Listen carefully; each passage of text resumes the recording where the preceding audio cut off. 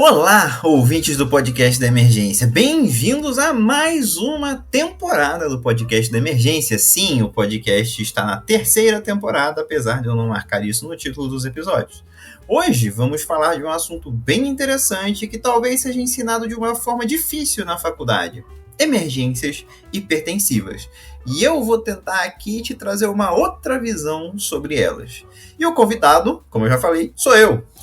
Eu gravei uma aula sobre emergências hipertensivas para um outro projeto e pensei, acho que esse tema vale um podcast. E aqui estamos. Mas antes de começar o episódio, eu gostaria de te dizer uma coisa, caro ouvinte. Esse projeto do Podcast da Emergência é um projeto 100% gratuito, que eu faço no meu tempo livre como forma de disseminar conhecimento em medicina de emergência com material para auxiliar principalmente gente recém-formada, internos e plantonistas de UPA e pronto-socorro, ou até qualquer um que pode se ver num cenário que atenda emergências. Dito isso, eu não venho aqui te pedir apoio financeiro, nem que eu vou criar um Apoia-se, nem pedir Pix, nada disso. Eu só vim pedir para você compartilhar o podcast com seus amigos ou com quem você acha que ele possa ser útil. Então, bora lá? Emergências hipertensivas. O que são? Onde vivem? O que comem? Bem, vamos pensar aqui nas outras emergências que discutimos até agora no podcast e o que elas fazem lembrar. AVC te faz pensar em déficit neurológico. Edema agudo de pulmão em dispneia, sepse em infecção, febre referida, rebaixamento de nível de consciência, TEP em dispneia, dor torácica, síndrome coronariana aguda, que ainda vai ter esse episódio, em dor torácica. Veja, todas essas emergências chegam com o paciente trazendo sintomas. Sinto dor torácica, sinto dispneia, sinto febre, etc. Porém, a emergência hipertensiva, esse nome, na verdade, ele fala de um sinal e não um sintoma. O paciente não vai chegar no pronto-socorro falando, doutor, sinto hipertensão. Não, a gente mede a pressão. Dito isso, vamos pensar o seguinte. A emergência hipertensiva se refere a várias emergências que cursam com hipertensão. A definição clássica de emergência hipertensiva é um paciente com pressão muito alta com lesão de órgão-alvo de forma aguda. Eu vou sugerir uma troca. A emergência hipertensiva é um paciente com lesão de órgão-alvo de forma aguda associada a uma pressão muito alta. A hipertensão não é a emergência, mas a emergência é hipertensiva. Logo, meu tratamento tem que incluir um controle emergencial da hipertensão. Veja, o controle da pressão vai depender muito de qual emergência a gente está falando. E emergência hipertensiva não é uma doença em si. Eu não olho para esse espectro como uma coisa homogênea. Se eu fizer isso, é capaz de eu matar meu paciente. Adriel, quer dizer que a emergência hipertensiva então não é uma doença em si? Não. Dor torácica mais hipertensão é uma emergência hipertensiva, que pode ser edema agudo de pulmão, síndrome coronariana aguda, TEP, síndrome aórtica aguda. Dispneia mais hipertensão é uma emergência hipertensiva, que pode ser edema agudo de pulmão, síndrome coronariana aguda, TEP. Alteração neurológica mais hipertensão é uma emergência hipertensiva, que pode ser AVC, síndrome aórtica aguda, PRES. Gravidez mais hipertensão pode configurar uma emergência hipertensiva, que é a pré-eclâmpsia. E por aí vai. Náuseas e vômitos mais hipertensão, hematúria mais hipertensão. Isso significa que quando você estiver de frente para o infarto, não basta só dar antiplaquetários e trombolizar. Precisa controlar a pressão. Isso significa que diante de um edema agudo de pulmão, como conversamos no episódio de edema agudo de pulmão, não adianta só utilizar o VNI, tem que controlar a pressão. Ou seja, depois de tudo isso dito, a emergência hipertensiva é sempre secundária a alguma coisa. Dois outros pontos clássicos que nós aprendemos na faculdade sobre emergência hipertensiva é a velocidade com a qual se abaixa a pressão e qual medicação usar. Então vamos lá. Em quanto tempo eu abaixo a pressão em uma emergência hipertensiva? Depende. Veja só, se eu estou de frente para um AVC isquêmico que eu vou trombolizar e meu paciente tem uma pressão que está 220 de sistólica, eu preciso abaixar o mais rápido possível essa pressão para abaixo de 185 de sistólica para eu poder começar a minha trombólise, por exemplo. Se esse mesmo paciente do AVC isquêmico não for trombolizar, eu tenho uma hipertensão permitida até 220 de sistólica, só se passa disso eu vou abaixar. Então, você me pergunta qual que é a pressa, qual que é a urgência de eu abaixar essa pressão? Depende do contexto. Da mesma forma, se eu estiver de frente para um paciente com uma dissecção de aorta que está com uma pressão de 220, eu tenho que abaixar dentro de 1 hora, quiçá 20 minutos, essa pressão para baixo de 120, porque o risco de eu manter pressões elevadas e aumentar essa lesão aórtica é muito grande. Então, de novo, não adianta a gente pensar em emergências hipertensivas como uma coisa só, que existe um tratamento determinado de tempo, que para emergência hipertensiva eu preciso abaixar de 20% a 25% da pressão arterial média dentro da primeira hora. Não, isso não existe. O que existe são doenças específicas que cursam com hipertensão e que têm seus tratamentos específicos, incluindo a pressão. E aí você pode me perguntar também, tudo bem, Adriel, qual medicação que eu uso para baixar a pressão dos meus pacientes? Se a gente estiver pensando em emergências hipertensivas como um monolito, essa pergunta faz sentido, só que ela não faz sentido, porque emergência hipertensiva é um monte de coisa. Então, de novo, depende.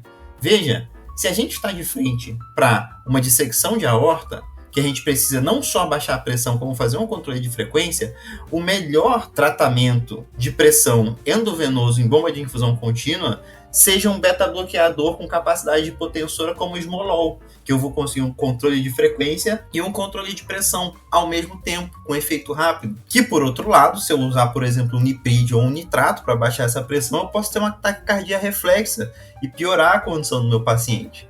Por outro lado, se eu estiver de frente para um edema agudo de pulmão hipertensivo e eu usar um beta-bloqueador, de nada adianta, porque a fisiopatologia do edema agudo de pulmão envolve uma vasoconstrição generalizada que leva à patologia pulmonar. Então, o que eu preciso fazer é vasodilatar esse paciente. Então, não adianta eu dar beta-bloqueador como Esmolol. Eu preciso dar um niprídio, um nitrato, por exemplo, que é o tratamento aí que a gente tem mais eficaz. Eu preciso dar um vasodilatador endovenoso. Então, de novo, vai depender de qual emergência hipertensiva a gente está falando. Vocês estão entendendo aqui que esse conceito de emergência hipertensiva ele não está fazendo mais tanto sentido, porque a gente não vai conseguir andar muito para frente na condução do nosso paciente só falando de emergência hipertensiva. É assim, chega um paciente e você fala, isso é uma emergência hipertensiva, beleza, qual? Então a gente precisa desse nome e esse sobrenome da doença. É um infarto, é um TEP, é um edema agudo de pulmão, o que está acontecendo com esse paciente? Beleza. Agora, uma coisa importante de se pensar é que o tratamento bem sucedido da doença principal pode levar a um choque hipovolêmico, e você tem sempre que pensar se esse paciente necessita de volume. Ficou confuso isso? Vamos lá. Um edema agudo de pulmão hipertensivo ocorre, como eu falei, em um contexto de vasoconstrição arterial severa que leva à disfunção pulmonar. O controle de pressão é feito com drogas vasodilatadoras. Uma vez que você vasodilata esse paciente, como parte do tratamento do edema agudo, ele pode ter uma queda abrupta na pressão. Essa queda não necessariamente significa que seu paciente precisa de noradrenalina. Porque aí você pensa, nossa, eu estou tratando aqui, dando vasodilatador, de repente a pressão do meu paciente caiu e agora eu preciso colocar noradrenalina, no sentido contrário. Não, calma. Nessas horas, o seu melhor amigo é o ultrassom à beira-leito. Porque pode ser que essa vasoconstrição do seu paciente estava mascarando uma situação de hipovolemia. E uma vez que você relaxou os vasos do seu paciente, a hipovolemia começa a se manifestar de forma mais severa. E aí, com o ultrassom, você vai conseguir fazer um diagnóstico diferencial dessa situação e evitar que você entre com uma droga que pode prejudicar o seu paciente em um curto prazo. Mas, depois de toda essa desconstrução que eu estou tentando promover aqui da emergência hipertensiva, você vem e me pergunta assim, Adriel, e aquela história da hipertensão maligna? Isso aí é um conceito que hoje é bem raro, viu? Tem mais valor histórico, que seria a emergência hipertensiva primária, na verdade. É uma situação onde o paciente tem uma hipertensão grave, crônica, não controlada, que vai causando anos e anos de lesão microvascular. Essas lesões levam a alterações na perfusão renal, levando ao aumento da resistência vascular dos rins. E já viu, né? Mexeu com o rim, mexeu com tudo. O rim vai tentar fazer mecanismos de autorregulação, vai aumentando a natriurese pelo aumento da pressão, vai aumentando a ativação do sistema renina-angiotensina e tudo isso vai levar a mais lesões microvasculares. Tudo isso junto, hipertensão, lesão microvascular, aumento da resistência vascular renal, acaba em um ponto esgotando esses mecanismos de autorregulação e a pressão descontrola, levando a uma crise hipertensiva com lesões de órgão-alvo. Agora, é lesão de órgão-alvo para todo lado. Em um mundo de antigamente, onde não havia os inibidores das enzimas conversoras de angiotensina ou os bloqueadores dos receptores de angiotensina, e onde não havia medição de pressão arterial de rotina, onde não havia SUS e as unidades básicas de saúde para dispensar medicação para todo mundo, a hipertensão maligna era um fato. Hoje em dia, tende a ser muito raro, mas eu não vou negar que ela ainda possa acontecer. Então seguimos. Vimos aqui que a emergência hipertensiva é uma síndrome secundária a outras patologias que devem ser o foco do seu tratamento. Infarto, edema agudo de pulmão, TEP, AVC. E vimos também que a hipertensão maligna é algo raro, que talvez seja mais fato histórico do que atual. Mas você deve estar com aquela vontade de perguntar: e as urgências hipertensivas? Você talvez tenha aprendido na faculdade que existem urgências hipertensivas, que seriam situações de pressões muito altas, mas sem lesões de órgão-alvo, com risco de desenvolver essas lesões. Veja, esse valor de pressão muito alta nunca foi definido. Eu vou repetir, este valor de pressão muito alta nunca foi definido. Pode ir lá procurar nos guidelines da ESC, a European Society of Cardiology, na American Heart Association, na AHA, você não vai achar qual valor configura uma urgência nem uma emergência hipertensiva.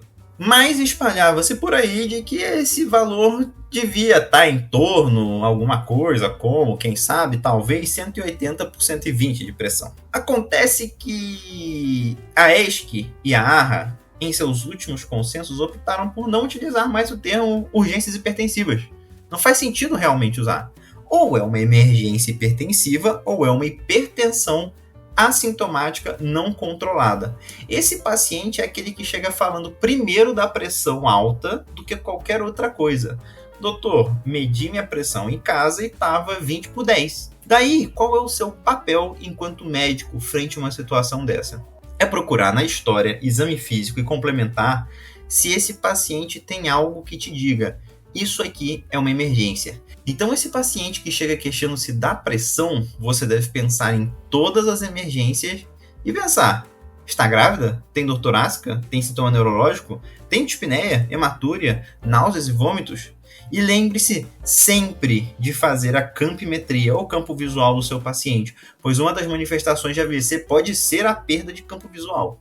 Vale reforçar que epistaxe, proteinúria, doença renal crônica e cefaleia sem red flags, ou seja, sem sinais de alarme, não são considerados sinais de alarme nesse contexto de hipertensão assintomática não controlada. E aí, o que você faz se esse paciente só tiver pressão alta mesmo? Inicia o tratamento antihipertensivo oral e faz encaminhamento para seguir ambulatorialmente.